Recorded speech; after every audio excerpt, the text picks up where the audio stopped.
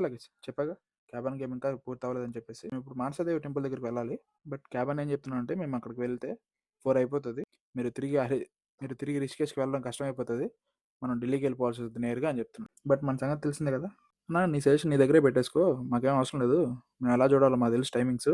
So మేము first అయితే ఇక్కడ వెళ్ళి దర్శనం చేసుకొస్తామని చెప్పేసి నేను బయలుదేరి. ఇది వచ్చేసి హర్కి పౌడి బ్యాక్ సైడ్ ఒక స్ట్రీట్ ఉంటుంది.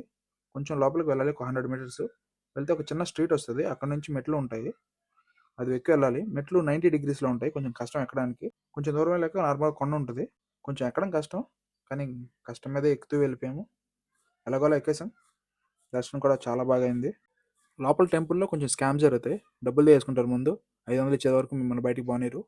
సో అమౌంట్ ఇవ్వకుండా కొంచెం జాగ్రత్త పడండి. మాకైతే ఎక్కడానికి 2 hours 30 minutes పట్టింది, కానీ దిగడానికి 45 minutes దిగేసాం.